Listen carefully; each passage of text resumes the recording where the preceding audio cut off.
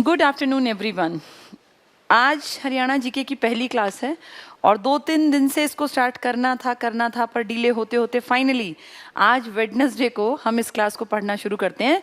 14 अक्टूबर से हम पहली क्लास पढ़नी स्टार्ट कर रहे हैं और क्योंकि एग्जाम्स हैं आप लोगों के, इस बैच में जितने लोग जुड़े हुए हैं आप में से ये एक ही बैच पढ़ा रही हूँ।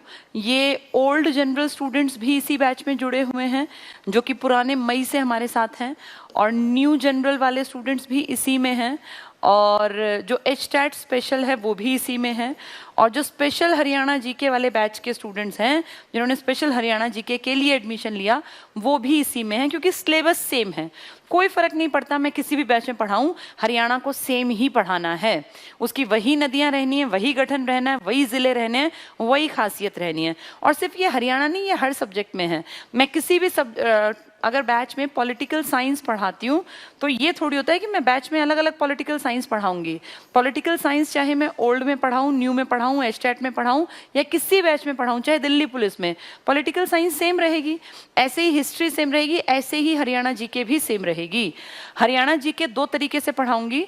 एक बेसिक अंडरस्टैंडिंग के साथ पहले, जिसमें कि उम्मीद है कि 1 महीने में लगभग सारी चीज़ें एक बार मोटी मोटी सी तुम्हें समझ में आ जाएंगी। लेकिन फैक्ट्स कंप्लीट नहीं हो सकते 1 महीने में, वो तो 3-4 महीने की डिमांड करेगा। इस बेसिक का टारगेट होगा जिन लोगों का एचटेट का एग्ज़ाम है या कोई इस तरह का तुरंत से एग्ज़ाम आ जाता है तो उनको दिक्कत ना आए। लेकिन इस बैच के तुरंत साथ साथ जैसे ये पूरा होगा ना, एक बार मोटा मोटा सारे सिलेबस के टॉपिक, इसके बाद सेकेंड स्टेज पे हम इसी टॉपिक को एडवांस लेवल से सेम टॉपिक्स को, मान लीजिए एक एग्जाम्पल देती हूँ, हमने हरियाणा की नदी पढ़ी, कौन कौन सी नदियां यहाँ हैं, तो बेसिक में तो सिर्फ मेन नदियां, फिर उसके बाद एडवांस में बेसिक नदी जो अंडरस्टैंडिंग है उसको आगे पढ़ाएंगे, फिर और डिटेल से पढ़ेंगे। या जैसे हमने हरियाणा की मिट्टी पढ़ी, मिट्टी के प्रकार पढ़े। अब इस मिट्टी को एक तो मोटा मोटा पता होना भाई ये 6 तरह की मिट्टी है, एक डिटेल के साथ पता होना।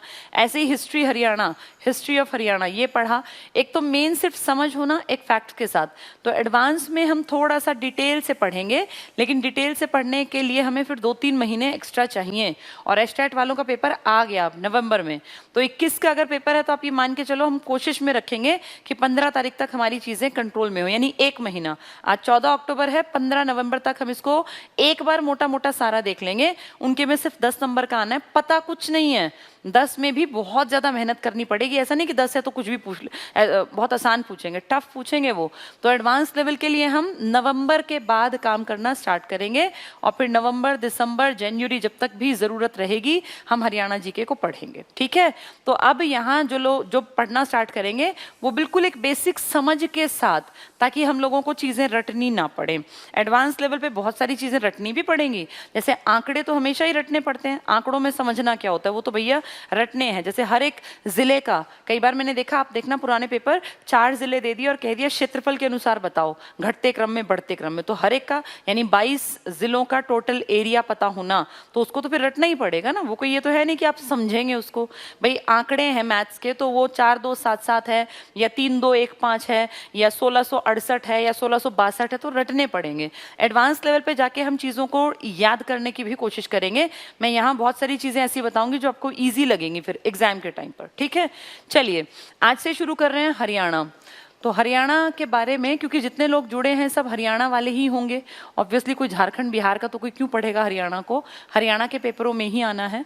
तो हमारी तो अपनी, क्योंकि भाई मातृभूमि भी है तुम्हारी और तुम्हारी मिट्टी है, इसी में तुम रहते हो, इसी में रचे बसे हो, यहीं तुम्हें इच्छा होगी कि नौकरी मिल जाए। तो हरियाणा को अपने दिल से बिल्कुल पढ़ना, ये फॉर्मेलिटी मत करना जैसे बाकी देश के बारे में तुम आधी चीजें पढ़ते हो आधी सिर पे से निकाल देते हो।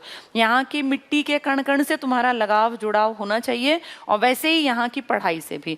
हर एक हरियाणा वासी को पता हो कि मेरी इस मिट्टी के कितने प्रकार हैं, मेरे राज्य में कौन सी नदियां हैं, किस नदी का कितना पानी हम यूज कर सकते हैं। ये पता होगा ना, नदी का सारा पानी आप यूज नहीं कर सकते हो। जैसे कोई तुमसे पूछे हरियाणा की सबसे महत्वपूर्ण नदी, तो तुम क्या कहोगे? सबसे इंपॉर्टेंट में यमुना। और यमुना का कितना पानी तुम यूज करते हो? क्या सारी यमुना का पानी तुम यूज कर सकते हो? नहीं, यमुना का एक छोटा प्रतिशत पानी हम यूज कर सकते हैं बस, बाकी सारा पानी हमें दिल्ली की तरफ आगे भेजना पड़ता है। ऐसे अपनी मनमर्जी नहीं होती, हमने दिल्ली के साथ समझौता किया था 1994 में, जिसके तहत दिल्ली का पानी हमारे हरियाणा से निकल के जाता है। इसलिए बहुत बार हम ऐसी धौंस भी दिखाते हैं कि हम पानी रोक देंगे, कारण 94 का वो समझौता। चलिए फिर आगे नदियों के टॉपिक में इसमें डिटेल में जाएंगे। आज नदियों के बारे में बात नहीं करनी, आज हमें बेसिक समझना है हरियाणा है क्या, क्यों बना, क्या जरूरत पड़ी हरियाणा को बनाने की। तो सबसे पहले बात करते हैं कि इंडिया में हरियाणा की इंपॉर्टेंस कहाँ थी।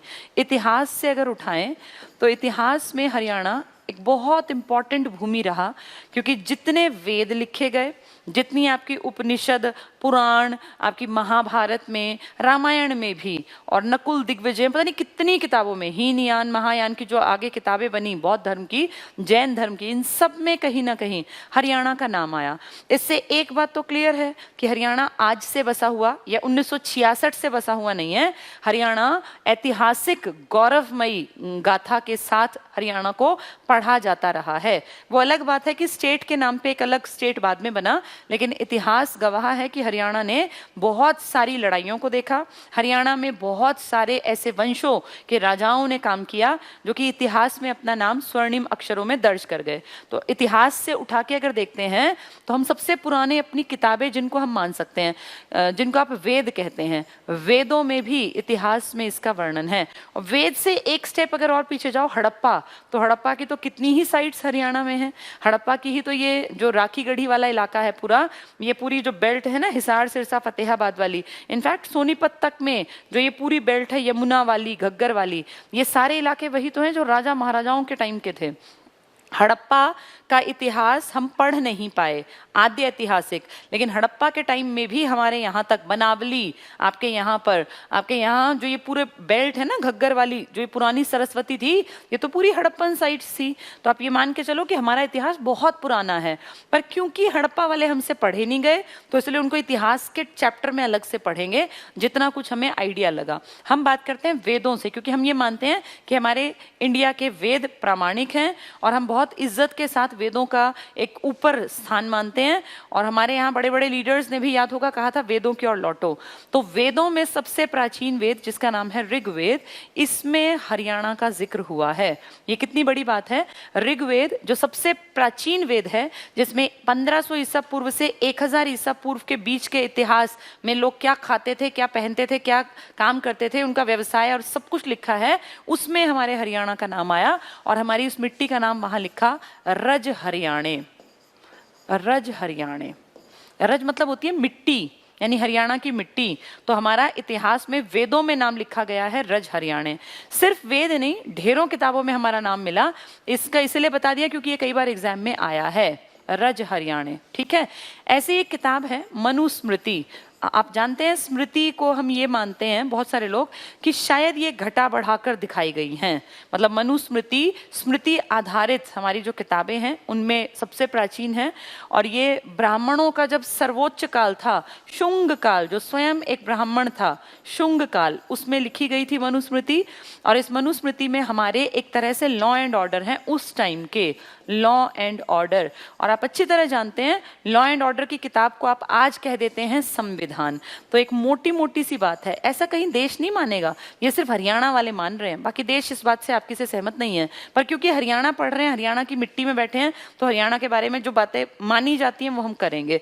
ये नेशनल लेवल पे कोई नहीं मानेगा कि तुम कहो नहीं जी ये संविधान है, कोई नहीं मानने वाला, पर हमें पता हो। मनुस्मृति जो कि शुंग काल में लिखी गई, जो ब्राह्मणों का सबसे बेहतर काल था, इनके वर्चस्व चारों तरफ फैला हुआ था, इस टाइम में मनुस्मृति में लॉ एंड ऑर्डर लिखे गए कि भाई हिंदू धर्म में ये मान्यताएं हैं और इस तरह से इंसान को रहना चाहिए।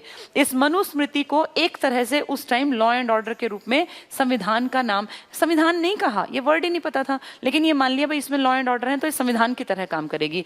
इसमें भी हमारा नाम आया, इसमें भी हरियाणा का नाम आया। तो इसमें ये दिखता है कि देखो वेदों में है तो बहुत पुरानी कहानी, फिर मनुस्मृति में है, इसके अलावा भी बहुत सारी किताबों में हमारे हरियाणा का जिक्र आया। फिर लेटर स्टेज में धीरे धीरे टाइम आगे बढ़ता गया और एक किताब है उसमें हमें श्रीकंठ जनपद कहा गया।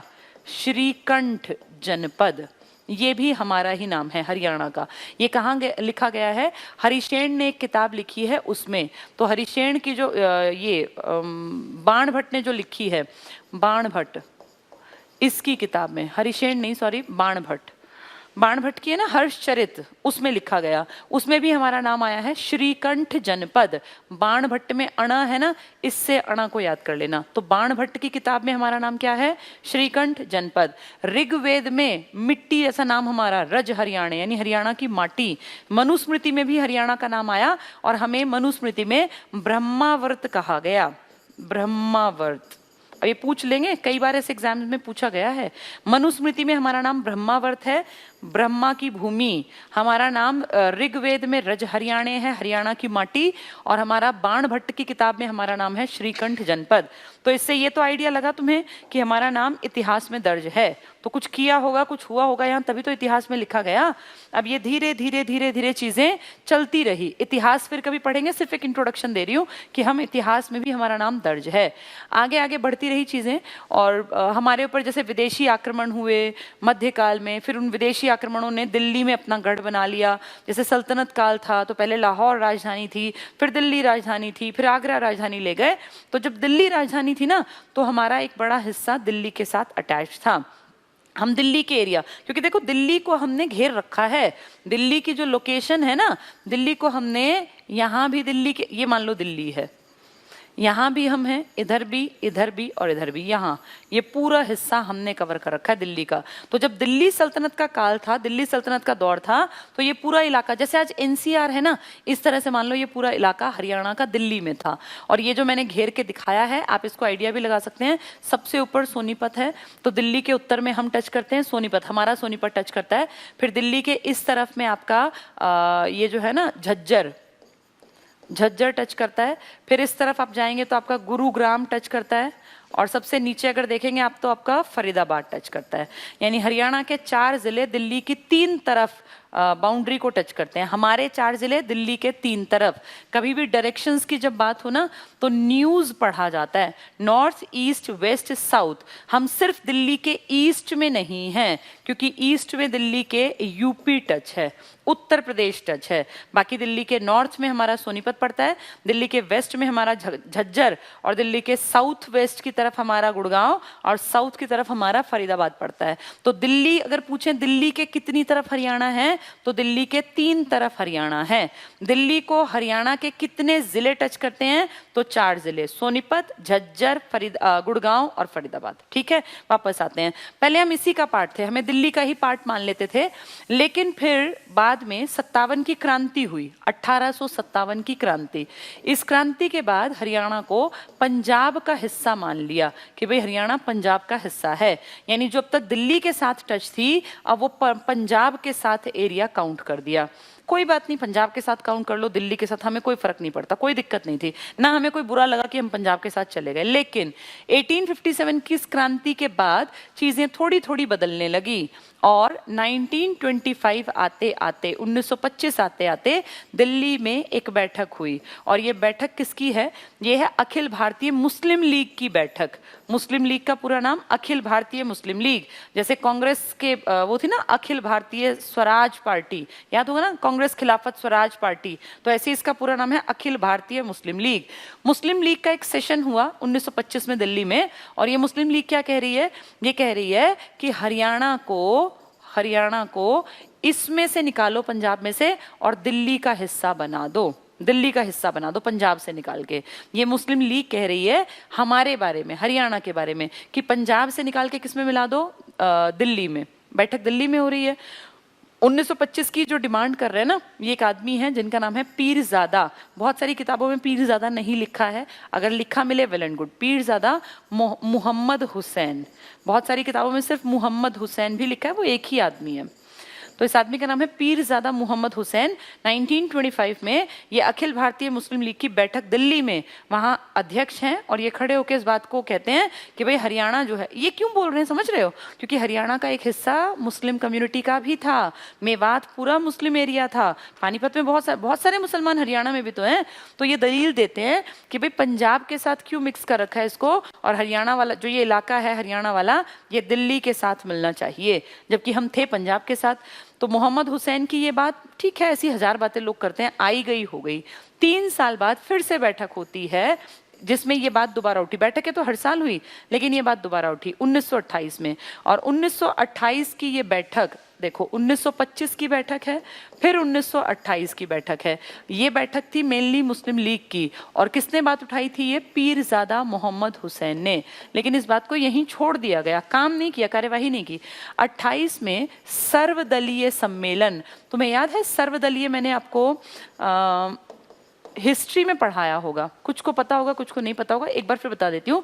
सर्वदलीय सम्मेलन हुआ था जिसमें मुस्लिम लीग, हिंदू महासभा और जो ये अपना दलित महासभा थी, कांग्रेस, सब इकट्ठे बैठे और यहाँ बैठ के डिसीजन लेना था हमें कि हम क्या करेंगे इस देश के लिए। क्योंकि अंग्रेजों ने हमें ललकारा था कि तुम साइमन कमीशन, गो बैक के नारे लगाते हो, अपने देश के लिए कुछ करके दिखाओ इकट्ठे होके। और इस ललकारने के कारण हम सब इकट्ठे बैठे 1928 में। सर्वदलीय सम्मेलन, सब दलों का सम्मेलन, ये भी दिल्ली में ऑर्गेनाइज किया गया। 2 हुए थे, एक दिल्ली में, फिर दूसरा मुंबई में। दिल्ली में फिर आए, अब यहाँ पे फिर से ये बात उठी, सब दलों के में से आधे कह रहे आधे नहीं कह रहे कि हरियाणा को पंजाब से निकाल के, अभी ये पंजाब के पास था, इससे निकाल के और किसको ट्रांसफर कर दो? दिल्ली को, दिल्ली तक पहुंचा दो। इस 1928 की बैठक में भी ये बात दोबारा उठी, लेकिन फिर वही बात है कि सब अपने अपने कामों में लग गए। इसके बाद तो फिर क्रांतिकारी और पूर्ण स्वराज टाइप की चीजों में टाइम नहीं लगा। 1932 हमारे लिए आज़ादी ज़्यादा ज़रूरी थी बजाय इसके कि दिल्ली में कौन जुड़ेगा और कौन नहीं। 32 में एक आदमी है, एक बड़ा लीडर है, दीनबंधु गुप्त नाम है उनका, दीनबंधु गुप्त। दीनबंधु वैसे एक की उपाधि भी थी। अब ये गुप्त साहब 1932 में कहते हैं कि दिल्ली को पंजाब से निकाल के हरियाणा में, ये हरियाणा को पंजाब से निकाल के दिल्ली में मिला दो। ये कई सालों से कहते जा रहे लोग, लेकिन सुन नहीं रहे। तो दीनबंधु गुप्त जी ने 32 में जब ये बात कही ना, अब इनके विरोध में उतर आई कौन कौन? हिंदू महासभा, जो अब तक कुछ नहीं कह रही थी ज्यादा, उसने कहा नहीं ऐसे कैसे मिला देंगे, मना कर दिया। आर्य समाज जो कि बहुत एक्टिव था और सनातन धर्म को बहुत आगे बढ़ाने का काम कर रहा था, और एक संघ ने भी मना कर दिया। सब ने मना कर दिया कि ऐसे कैसे दिल्ली में मिला देंगे हरियाणा को, हरियाणा पंजाब का हिस्सा है, हरियाणा पंजाब का हिस्सा ही रहेगा। यानी अब ये जो कई सालों से डिमांड चल रही थी उसके ऊपर एक कांटा लगा दिया इन तीनों ने। ये पेपर में आया था, एक और दे दिया और फिर पूछा कि कौन इनमें नहीं था शामिल मना करने में। तो याद रखना, हिंदू महासभा ने मना किया, आर्य समाज ने मना किया और भारतीय संघ जो जनसंघ था ना, जनसंघ, इसने भी मना किया। इन तीनों ने मना किया।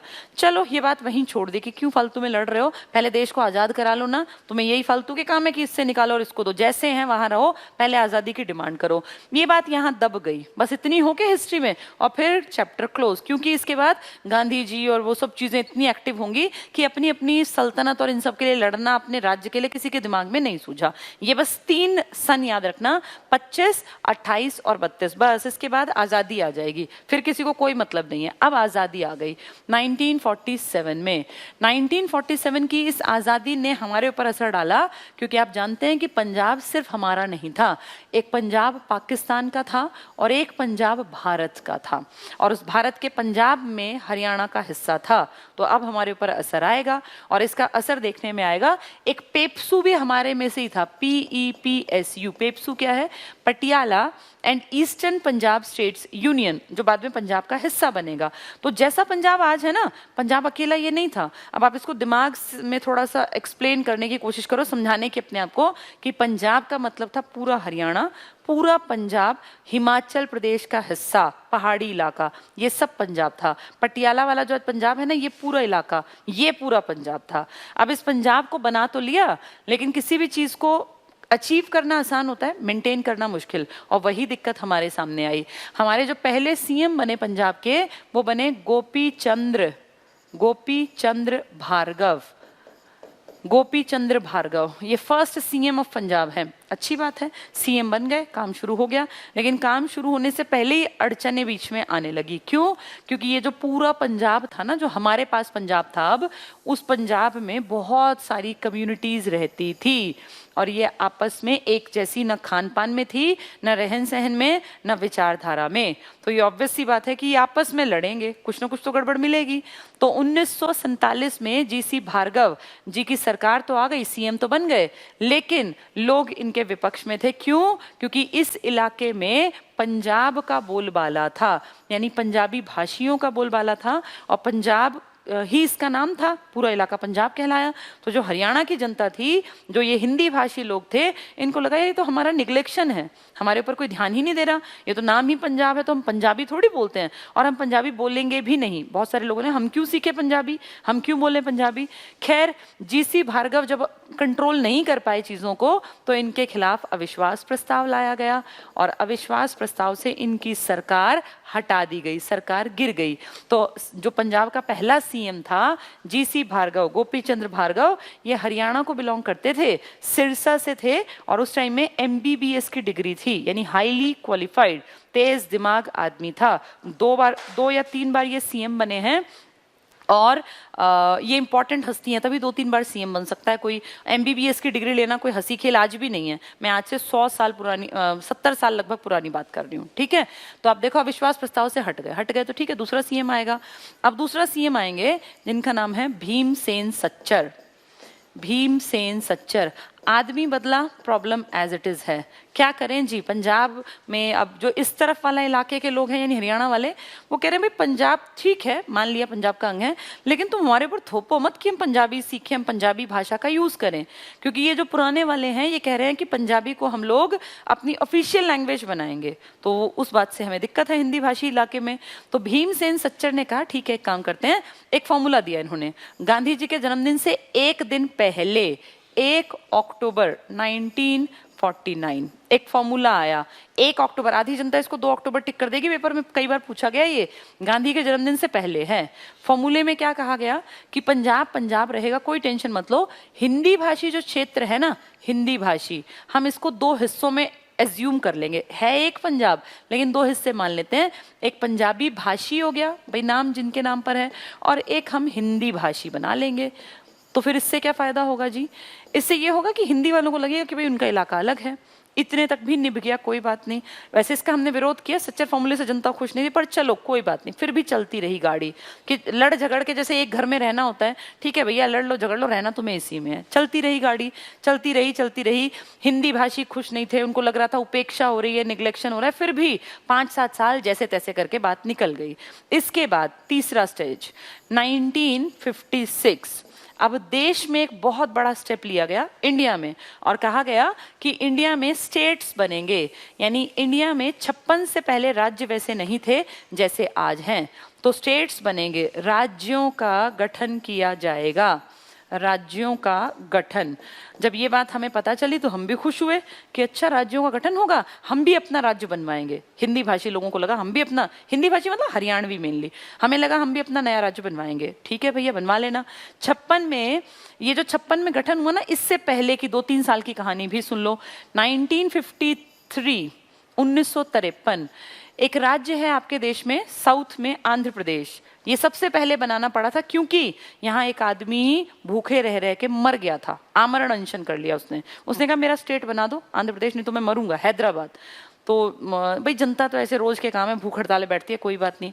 बात बढ़ते 50 दिन क्रॉस कर गई, 50 दिन वो आदमी भूखा रहा, और फाइनली वो एक्सपायर हो गया, वो मर गया। बड़ा लीडर था साउथ इंडिया का।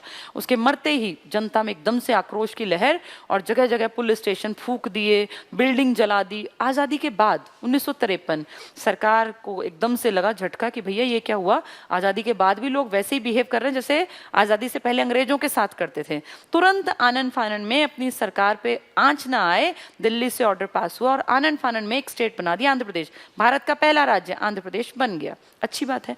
लेकिन ऐसा करने से एक गड़बड़ मैसेज गया कि कोई भी अनशन पे बैठो, एक आदमी को मरना है, आपका स्टेट बन जाएगा। तो अपने राज्य के लिए मरने को तो हजारों तैयार होते हैं। तो ये बात सरकार भी समझ गई कि आंध्र प्रदेश ने दबाव देके बनवा लिया, कल को हरियाणा में भी कोई मरेगा, फिर बिहार में कोई मरेगा, फिर कहीं और कोई मरेगा, तो ये तो गलत तरीका है। इसीलिए सरकार ने कहा ये जिम्मेदारी सौंपी जाए कि स्टेट कैसे बनेंगे, ऐसे मरने से स्टेट थोड़ी बनने चाहिए। तो फिर कहा गया कि एक काम करते हैं, भाषा और संस्कृति, भाई सबका कल्चर अलग अलग, इस आधार पर देखते हैं कितने स्टेट्स बनाने पड़ेंगे, क्योंकि इंडिया में तो बहुत ज़्यादा डिफरेंस है कल्चर में और लैंग्वेज में। और एक आदमी था जिसका नाम था फजल अली, ये सुप्रीम कोर्ट के फजल अली सुप्रीम कोर्ट के जस्टिस रहे थे। इनको ये जिम्मेदारी सौंपी गई, इनके कंधों पे डाला गया काम कि सर आप पूरा इंडिया घूमिए, महीना 2 महीने 6 महीने साल 2 साल 4 साल जितना टाइम लगे लगाइए, आप रिपोर्ट दीजिए कि हम कितने राज्य बनाए, कितने यूनियन टेरिटरी। फजल अली, तो इसलिए फजल अली आयोग बना और इस आयोग ने 2 साल कड़ी मेहनत की, पूरे देश में घूमा। इनके साथ 3 आदमी थे, एक फजल अली जो अध्यक्ष थे, दूसरे हृदयनाथ कुंजरू और तीसरे थे पणिक्कर। पेपर में एक चौथा नाम देके पूछेंगे कौन सा नहीं था। तो मेन आदमी है फजल अली। ये जितने लोग ऐसे काम पे लगाए जाते हैं ना, ये बहुत पढ़े लिखे और जनरली ये सुप्रीम कोर्ट के जजेस रहे होते हैं। तो फजल अली आयोग का गठन किया गया 1953 में और दिसंबर में, और फिर इस आयोग ने पूरे देश में घूम घूम के देखा, लोगों से बातचीत की, नेताओं से, जनता के बीच में, भाई क्या करना चाहिए, क्या भाषा के आधार पर जरूरत है। ऐसा ना हो ना लोग अब ऐसे भाषाएं देखें तो इंडिया में तो कई 100 भाषाएं बोली जाती, तो कई 100 स्टेट थोड़ी बनेंगे, कुछ और पैरामीटर भी देखे गए। अब जब ये पूरे देश की यात्राएं कर रहे थे, उसी टाइम इनका फजल अली साहब का हरियाणा आना हुआ। फजल अली, हम इसी ताक में बैठे थे पंजाब के हिस्से में, हम जो फजल अली का वेट कर रहे थे कि कब आएंगे, हम भी अपनी बात रखेंगे और क्या पता ये हमारे भी स्टेट को हामी भर दें, लिस्ट में लिख दें। फजल अली अपनी लिस्ट तैयार कर रहे थे घूम घूम के। उसी टाइम फजल अली आयोग के फजल अली साहब रोहतक आए। अब रोहतक आए तो हमने अच्छी आओ भगत की, भाई जिसके हाथ में पावर हो तो उसको खिलाना पिलाना, भाई बढ़िया खिलाया पिलाया, आओ भगत, खूब उनको समझाया कि देखिए जी हमारी संस्कृति अलग है, पंजाब की भाषा अलग है, पंजाब का जो बस एक खान पान मान लो, क्योंकि यहाँ दूध दही का प्रदेश है, बाकी हमारा और उनका कल्चर अलग है। हमने खूब कोशिश की रोहतक में फजल अली साहब को ये समझाएं, हमें अंदाजा नहीं था, लेकिन फजल अली साहब ने नहीं मानी ये बात, बाद में जाके पता चला। फजल अली साहब चले गए, ठीक है भैया मैं तो घूम रहा हूँ, देख लूंगा, रिपोर्ट में लिख दूंगा, ठीक लगेगा जो। अब फजल अली साहब चले गए और 56 में रिपोर्ट दे दी, 1956। तब तक रिपोर्ट बनी, तब तक हमारे यहाँ, हमारे मतलब तब पंजाब से समझो, पंजाब में एक आदमी है प्रताप सिंह कैरो, ये वहाँ सीएम बन गए, प्रताप सिंह कैरो। अब एक बार थोड़ा सा हिस्ट्री में वापस चलते हैं। 2 आदमी हैं, एक का नाम है मास्टर तारा सिंह और एक आदमी है फतेह सिंह, उनके फॉलोअर्स उनको कहते हैं संत फतेह सिंह। ये मैं हिस्ट्री में क्यों ले जा रही हूँ, क्योंकि इन्होंने अब तक काम नहीं किया था, लेकिन ये दोनों कोशिश में थे आज़ादी के बाद से कि पंजाब अलग सूबा बन जाए। सूबा होता है बोलने वालों की भूमि, यानी पंजाबी बोलने वालों की ज़मीन को पंजाबी सूबा हम बनवाएंगे। ये 2 लीडर्स बैकग्राउंड में पंजाब के लिए काम कर रहे हैं जो ऑलरेडी बना हुआ है, लेकिन ये नहीं चाहते कि पंजाब ऐसा हो जिसमें हरियाणवी बोलने वाले लोग भी हों और फिर ये हिली एरियाज भी हों। ये कह रहे हैं पंजाब मतलब पंजाब होना चाहिए, हमें ये आलतू फालतू की लड़ाइयाँ नहीं चाहिए। ये हिस्ट्री में थोड़ा थोड़ा 40-47 के बाद से काम कर रहे थे, अब ये एक्टिव होके काम करेंगे। जब प्रताप सिंह कैरो की सरकार आई, ये सीएम बने, तो उस टाइम तक वो 14 स्टेट्स वाली बात भी हो गई, 6 यूटी वाली बात भी हो गई।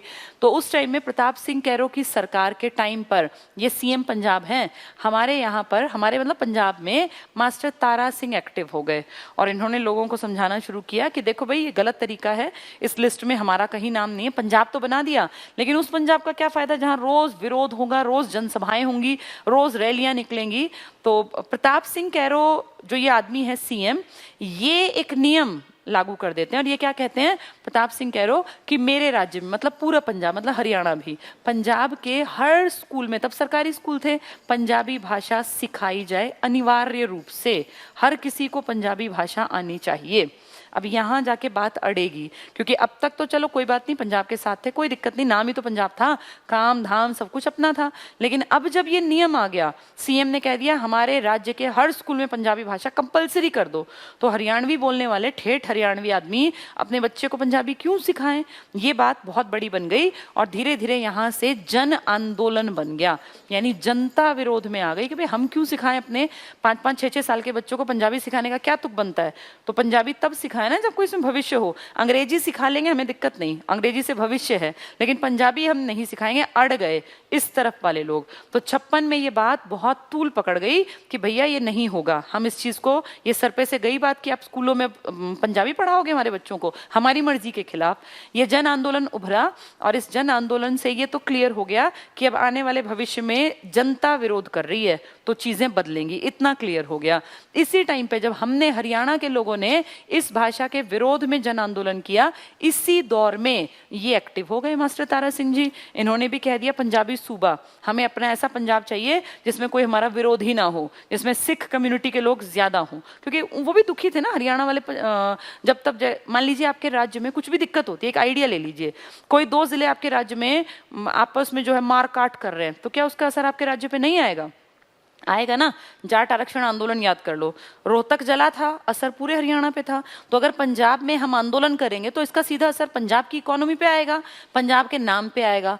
तो मास्टर तारा सिंह ने कहा भैया ये नहीं चलेगा और हम पंजाबी सूबे के लिए डिमांड रखेंगे। अब वो अकाली दल के एक्टिव मेंबर हैं और उन्होंने, मास्टर तारा सिंह ने वो जो था ना पहले ही, वो जो जैसे आग जल रही थी थोड़ी थोड़ी, उसमें घी डालने का काम किया, पॉजिटिव सेंस में कह रही हूँ, नेगेटिव नहीं। वो अपनी हक की लड़ाई लड़ रहे, लड़े, हमें कोई दिक्कत नहीं। वहां पंजाबी सूबे की मांग खड़ी हो गई प्रताप सिंह कैरो के टाइम पर, और फिर मास्टर तारा सिंह के बाद वो काम संभाल लिया फतेह सिंह ने। पहले ये दोनों इकट्ठे काम कर रहे थे, लेकिन बाद में इन दोनों ने अपना अपना काम अपने अपने पार्ट पे किया। मास्टर तारा सिंह जी की गिरफ्तारी हो गई थी। इस तरह फिर भी चलो 5-7 साल खींच लिए गए। प्रताप सिंह कैरो ने 2 प्रांतों में, एक पंजाबी प्रांत और एक हिंदी प्रांत, हिंदी प्रांत में क्या बोले, पंजाबी भाषा पढ़ाओ स्कूलों में। फिर हमारी जनता जो है ये उखड़ गई, और इसीलिए इस टाइम पर पंजाबी भाषा के विकास के ही टक्कर में हिंदी का विकास भी करेंगे। तो हिंदी भाषी क्षेत्र के लिए एक समिति का गठन भी किया गया, हिंदी भाषी क्षेत्र, और इसके हेड बनाए गए बलवंत राय तायल। बलवंत तायल लिख देते हैं, ये बहुत इंपॉर्टेंट नाम है। हिंदी भाषी क्षेत्र जो बने, जो सो कॉल्ड कह दिया था कि पंजाब तो नहीं अलग हुआ, जैसे बाकी 14 स्टेट तो बने, लेकिन पंजाब इकट्ठा था, तो कोई बात नहीं, इसमें हम 2 क्षेत्र बना लेते हैं, एक हिंदी भाषी क्षेत्र, एक पंजाबी भाषी क्षेत्र। हिंदी भाषी क्षेत्र के हर स्कूल में हर बच्चा पंजाबी पढ़ेगा, ये कंपलसरी कर रहे हैं, इसीलिए जन विरोध, जन आंदोलन, वहां ये आंदोलन। अब ये आंदोलन इतना तो समझ में आ गया कि जनता अगर इन्वॉल्व हो गई है तो अब लड़ाई बहुत ज्यादा लंबे टाइम तक खींचना ठीक नहीं है। इसी दौर में 1965 में, जैसे कुछ कुछ साल चलती हैं चीजें, एकदम से नहीं होती, 1965 में पंजाबी सूबे की मांग बहुत ज्यादा बढ़ गई। पंजाबी सूबा बनाओ हमारा, हरियाणा से बेशक काटो हरियाणा को, हमें पंजाबी सूबा बनाओ, पंजाब कह रहा है। और इस टाइम पे संत फतेह सिंह ने कहा मैं आमरण अनशन करूंगा। पहले आमरण अनशन पे आए, वो आमरण अनशन किया उन्होंने। तो उस दौर में ये अपना पाकिस्तान के साथ लड़ाई छिड़ गई। जो पंजाबी सूबे की मांग थी, इसके चक्कर में संत फतेह सिंह ने, बड़े लीडर थे ये, संत लोगों ने इनके नाम में रखा है, संत फतेह सिंह जी ने पंजाबी सूबे की मांग में आमरण अनशन कर दिया। भाई मैं अगर जिंदा रहूंगा तब जब मैं पंजाबी सूबा बनवा लूंगा। तो आमरण अनशन है, जैसे गांधी जी बैठते थे, अब ये भूखे बैठे हैं, लगभग 40+ दिन हो गए। उसी टाइम पर हमारे इंडिया के और पाकिस्तान के बीच में झगड़ा छिड़ गया, 1965 का युद्ध। अब उस युद्ध में जो हमारी सरकार थी, 65 के युद्ध में आप याद करो, इंडिया और पाकिस्तान के बीच में लड़ाई छिड़ी थी। तो इस युद्ध में फिर इनको खुद फील हुआ, जैसे इनको कहा गया कि भाई देश वैसे ही दुखी है, परेशान है, और आप इस टाइम देश को आंतरिक रूप से कमजोर कर रहे हो, ऐसे अनशन करके आप सरकार के ऊपर दबाव बना रहे हो, सरकार का ध्यान इस टाइम आक्रमण और युद्ध में होना चाहिए। तो ये बहुत समझदार आदमी थे, इन्होंने कहा ठीक है मैं इस आमरण अनशन को बंद कर देता हूं, क्योंकि सरकार को अभी मैं चाहता हूं कि फुल सपोर्ट मिले, पंजाब हरियाणा सबका। तो कितनी अच्छी बात है कि देश के अंदर की लड़ाई को ऐसे इंटरनेशनल बाउंड्री से बाहर नहीं जाने दिया गया। इसके बाद संत फतेह सिंह जी ने कहा लेकिन जब ये युद्ध बंद हो जाएगा ना, फिर अगर नहीं मानी मेरी बात, मैं फिर अनशन करूंगा, और फिर मैं 15 पता नहीं कितने दिन दिए, मैं अपने आप को आग लगा लूंगा, मैं जिंदा जल जाऊंगा अगर मेरी बात नहीं मानी तो।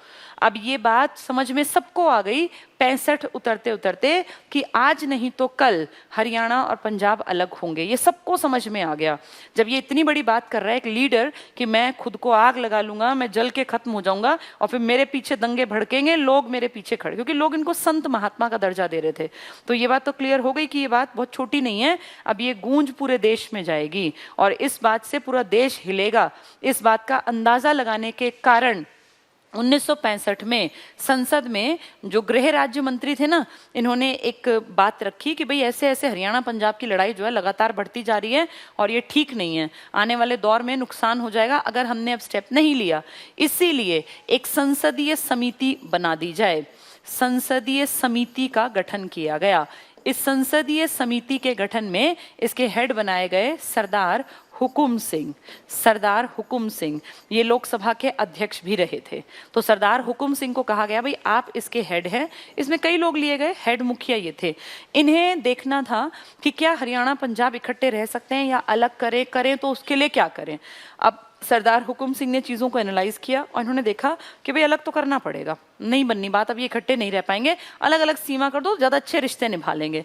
सरदार हुकुम सिंह की सिफारिश गई, इस समिति ने सिफारिश दी और इसने कहा कि भैया अलग अलग तो करने पड़ेंगे, एक आयोग गठित कर लो जो ये डिसीजन ले ले कि पंजाब का कौन सा हिस्सा पंजाब में रहेगा और पंजाब का कौन सा हिस्सा हरियाणा में जाएगा, भाई कितना हरियाणा बनेगा।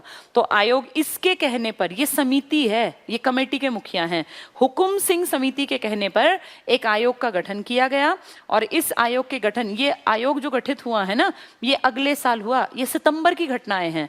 जो ये हुकुम सिंह है ना, ये सितंबर 1965 में बनाए गए थे, इनके नाम की समिति। 5-6 महीने इन्होंने ऑब्जर्व किया चीजों को और फाइनली 23 अप्रैल 1966 को एक आयोग गठित कर दिया गया जिसके 3 मेंबर, वही रिटायर्ड जजेस होते हैं, 3 सदस्य बने। एक आदमी है जेसी शाह, ये अध्यक्ष हैं, इसलिए इस आयोग का नाम है जेसी शाह आयोग या शाह आयोग भी कह देते हैं। इन्हीं के साथ एक बने M फिलिप, ये सब बहुत पढ़े लिखे जजेस हैं, और एक बने S दत्त। 3 आदमी ये स्पेशल काम करने आ रहे हैं हरियाणा और पंजाब में कितना हिस्सा हरियाणा का, कितना हिस्सा पंजाब का, किस बेसिस पे बंटवारा, चंडीगढ़ किसको मिलेगा, इन बातों के ऊपर रिपोर्ट बनाने। तो अप्रैल 66 में ये आयोग गठित किया गया। इस आयोग का नाम है जेसी शाह कमीशन या सिर्फ शाह आयोग, शाह कमीशन, शाह आयोग। और ये किसके कहने पर गठित किया गया?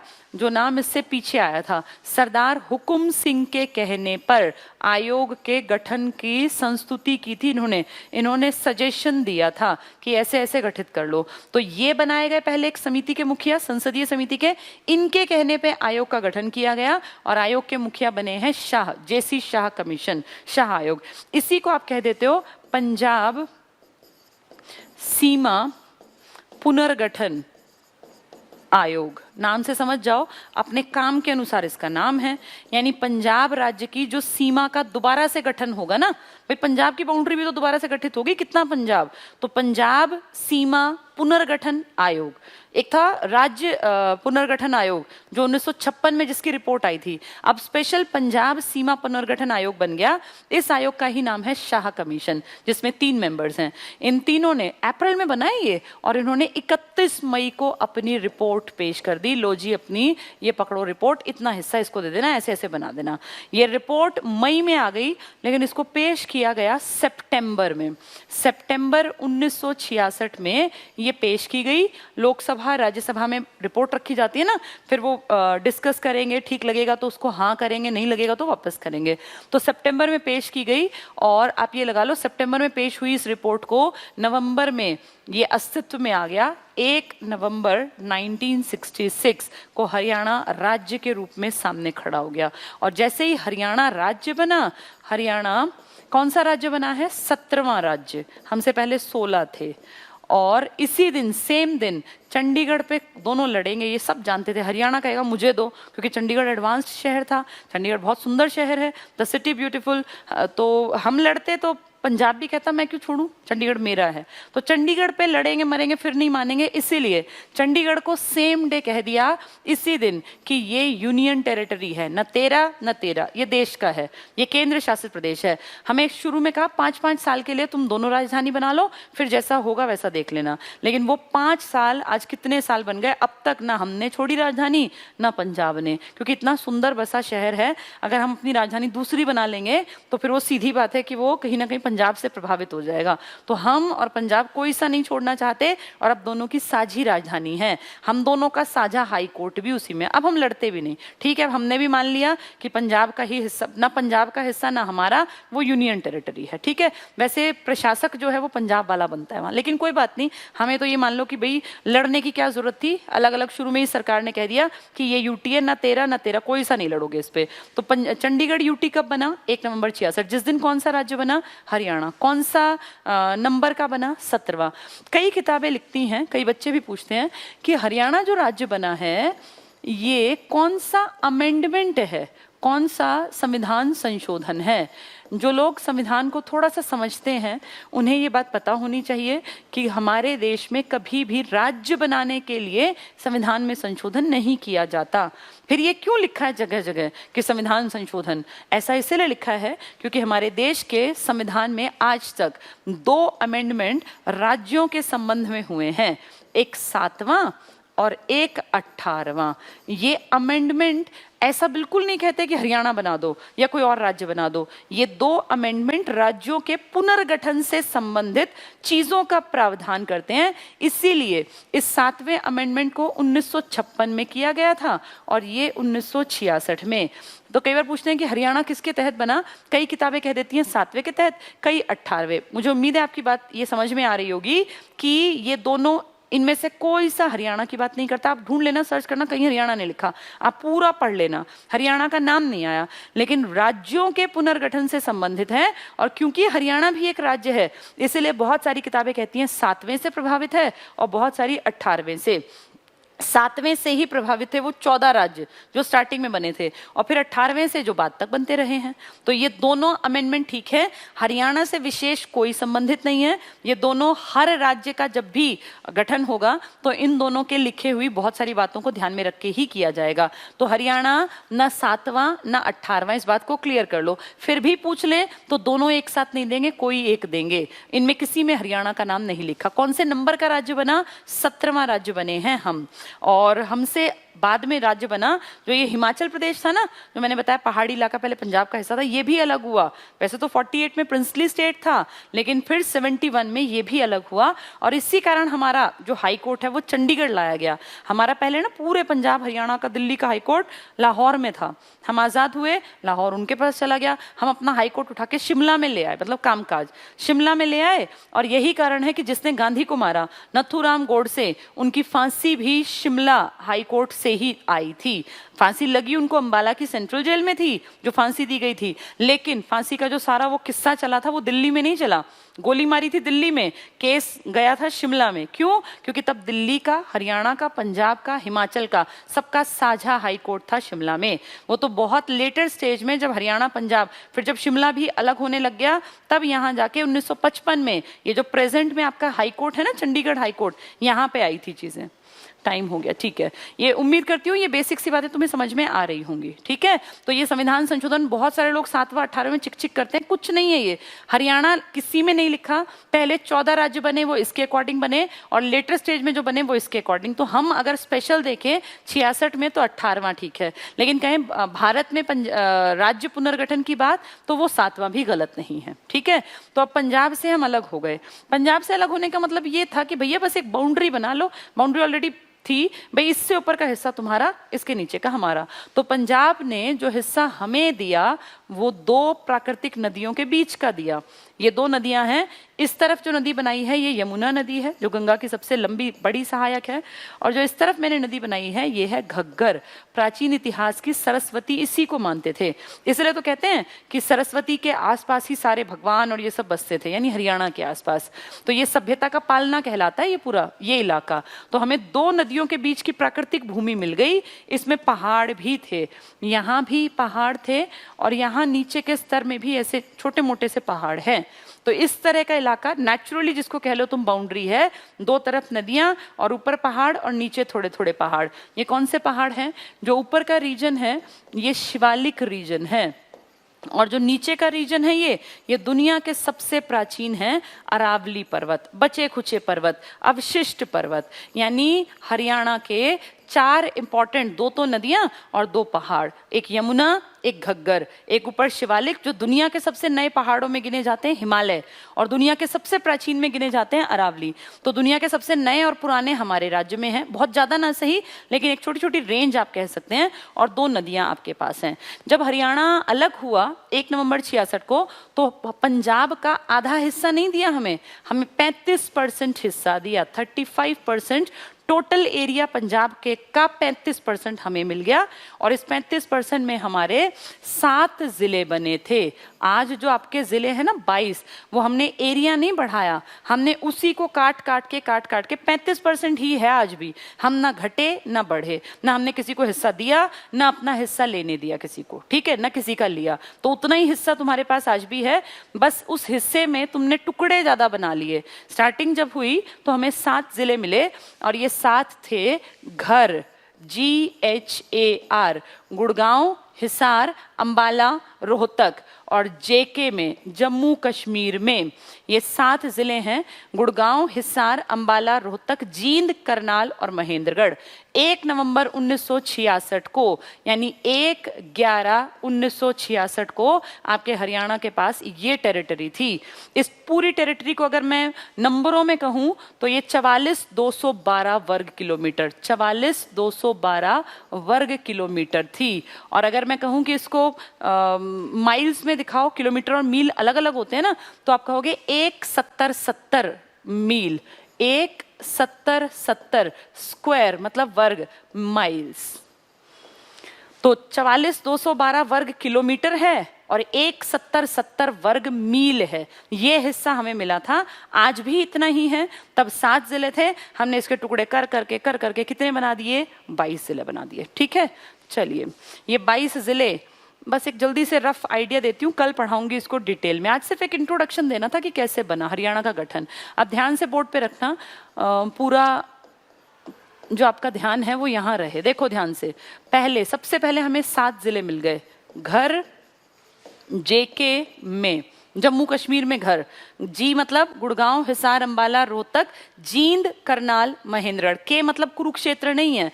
ये कब बने थे? ये सारे बने हैं 1/11/1966 को। अब ध्यान से देखो, इसके बाद 1972 में बना, 1973 में बना, 1975 में बना, 1979 में बने, 1989 में बने। ठीक है, इसके बाद लगातार बनते गए। अब ये कैसे कैसे बने हैं? ये 7 थे टोटल। 1972 में आपके 2 जिले बने हैं, एक भिवानी जो एक टाइम पर सबसे बड़ा था कुछ साल पहले तक, और एक आपका सोनीपत जिसको स्वर्णप्रस्थ भी कहते थे। 73 में आपका जो जिला बना, ये बना कुरुक्षेत्र में। इन सब की मैं डेट्स भी याद करा दूंगी, कल कराऊंगी, पर लंबा टॉपिक है ना, आज टाइम कम है, अभी सिर्फ सन बता रही हूँ। कुरुक्षेत्र बना, ठीक 1 महीने बाद बन गया था। सन देखने में तुम्हें लगेगा 1 साल, लेकिन वो दिसंबर में बने, 22 दिसंबर या 23 जनवरी को। फिर चौथा 75 में आपका बहुत बड़ा, जो अब सबसे बड़ा है, सिरसा जिला बना। 79 में आपका फरीदाबाद, FBD, फतेहाबाद नहीं है ये, फरीदाबाद पहले बना, फतेहाबाद बाद में बना। 1989 में, अब मैं इसको दूसरे पेज पे लिख देती हूँ, 1989। अब ध्यान से देखो, 1989 में फिर से एक लंबी लाइन बनी, जैसे घर JK में था ना, अब यहाँ 4 बने, KRPY। 1989 का सन वैसे भी याद करना है, क्योंकि अगर आपने पॉलिटिकल साइंस थोड़ी सी पढ़ी है तो आपको पता होगा 1989 में हम सबको मताधिकार एज घटा के दिया गया। यानी पहले जहां वोट डालने की एज 21 साल थी, वो घटाकर 18 कर दी गई। कौन से सन में? 1989 में। ये कृपा हुई और हमारी एज घटा के 21 से 18 की गई।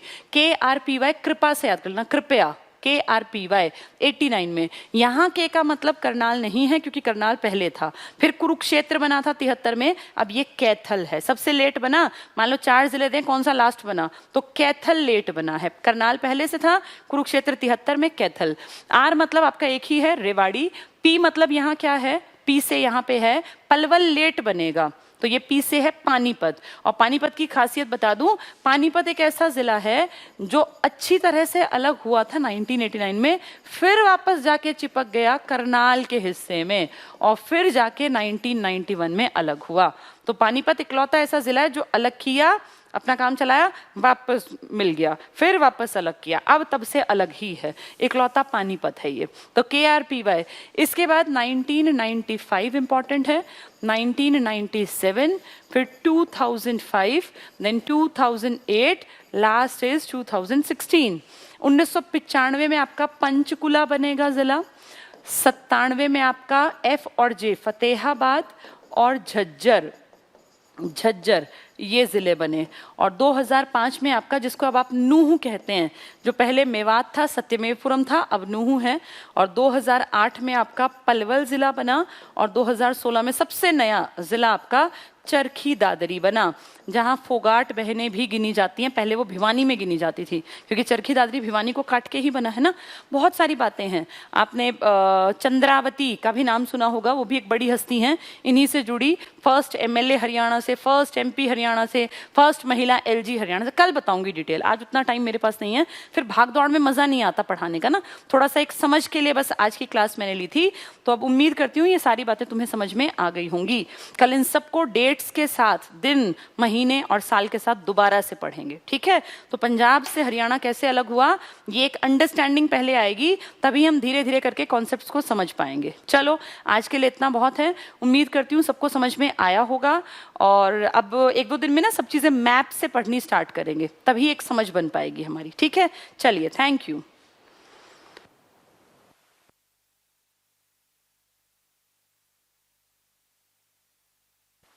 एक मिनट, अरे एक इम्पॉर्टेंट इंफॉर्मेशन और देनी थी मुझे। जो ये न्यू जनरल वाले बच्चे हैं, न्यू जनरल वाले बच्चों को मैं पहले पढ़ा रही थी हिस्ट्री। वो हिस्ट्री मैंने कुछ टाइम के लिए रोक दी थी अभी, और उसकी जगह मैं रिकॉर्डेड क्लास डलवा रही हूँ। ये उन बच्चों के लिए है जिन लोगों का पेपर है। अगर आपका कोई पेपर नहीं है तो आप बेशक वो हिस्ट्री की क्लास ना लें, वो आपकी मर्जी है। जिन लोगों का पेपर है नवंबर में, दिसंबर में, उनके लिए हिस्ट्री की क्लास डलवाई गई है। जिन लोगों को लगता है कि हमारे पास टाइम है पढ़ने का, तो हम बाद में फिर से दोबारा सब कुछ पढ़ेंगे, पॉलिटिकल साइंस भी, हिस्ट्री भी। लेकिन ये खत्म हो गया क्या सेशन? चल रहा है, ठीक है, ठीक है। ये एक बार इसको ध्यान से सुनना सभी लोग। तो हिस्ट्री की रिकॉर्डेड क्लास किसके लिए है? जिनका अभी एग्जाम आ गया। अगर आपका एग्जाम नहीं है, आपको नहीं पढ़ना है, तो आप बेशक बाद में पढ़ लेना। ये सिर्फ उनके लिए है जिनका एग्जाम है, एक बात। दूसरी बात, हिंदी भी पेपर के लिए, जैसे जो HTET वाले हैं, इन लोगों की जो हिंदी आएगी, इसमें कुछ चीजें मैंने क्लास में डिस्कस की थी कि खुद, जैसे पर्यायवाची, विलोम, एकार्थी, अनेकार्थी, इस तरह की चीजें खुद करनी होती हैं। हिंदी मैं कराऊंगी, लेकिन अभी लगभग 10 दिन बाद, क्योंकि हिंदी में ना समझाने का पोर्शन छोटा है। जो मुझे कराना है डिटेल में वो है संधि, हिंदी में वो समास है, वो अलंकार है, वो वर्ण विचार है। कुछ टेक्निकल फॉल्ट है, कोई बात नहीं, मैं कल बता दूंगी। कल भी बच्चे जुड़ेंगे ना, कोई दिक्कत नहीं है, कोई बात नहीं, कोई बात नहीं, ठीक है। चलो कल कर लेंगे। ओके भाई, थैंक यू।